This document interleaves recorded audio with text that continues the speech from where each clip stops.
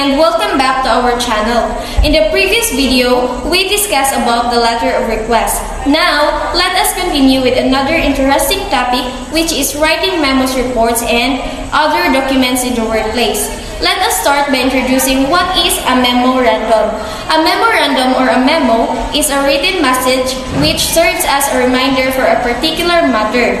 Memos relay information to a large number of readers at the same time. A memorandum or a document that records events in the workplace for everyone's information.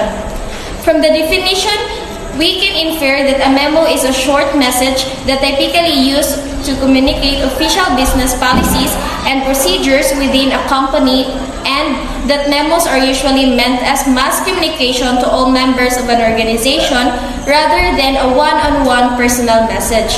Now, let us talk about the purpose of writing a memorandum. A memo can have many uses, and this versatility combined with its official capacity is why it is used quite often in an organization.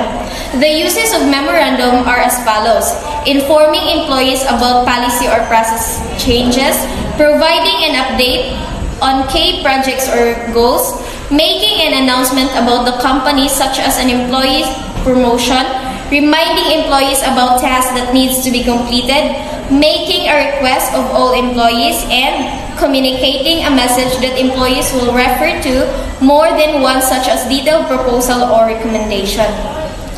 So, there are known 5 types of a memorandum. First, we have the instruction memo, request memo, announcement memo, transmittal memo, and the last is authorization memo. We will first discuss what is an instruction memo. An instruction memo contains directives that organization members need to follow. Instructional memo is an in-house communication addressed to one or more individuals. The scope of an instruction memo must include enough information for the reader to understand exactly what the instructions are, who issued them, and when, where, and why they were to be acted upon. Example, a memo to remind employees to strictly follow the company's dress code. Second is the request memo contains a request for the provision of facilities and services. This can be started by justifying why you need a request completed. Example, request for the use of conference room for a meeting. Next is the announcement memo. It is the notice of an important event in the organization. Example, hiring a company fire drill. The fourth type of memo is transmittal memo, notice officially announcing the release of a report. This gives the reader the background necessary to understand the report's importance and further establish the relationship between the reader and the reader. Example, memo transmitting the annual report to the manager. The last type of the memorandum is the authorization memo. Authorization memo grants permission to the undertakers of an operation in the organization. In simple terms, writing this memo means you are authorizing or legally allowing someone to act on your behalf. Example, permission to receive a document. So those are the 5 types of memorandum. Now, let us differentiate memos from a business letter. Memos are used for the internal undertakings of an organization, whereas business letters are used for external operations of the organization. Memos are more focused on the flow of communication within an organization. Now that we already know what is a memorandum and its types, now let's move forward to what is formatting of writing a memo. Words processing software programs have varied memo templates to choose from, making it easier to write memos. As indicated in the inverted pyramid figure 11.1, the information should flow from the most important to the least. In writing a memo, the most important information should be written first. These include the 5 W's and H: who, what, where, when, why, and how.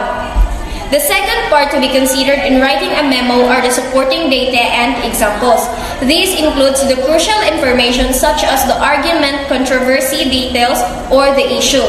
The last part is the least important information of the extra informations.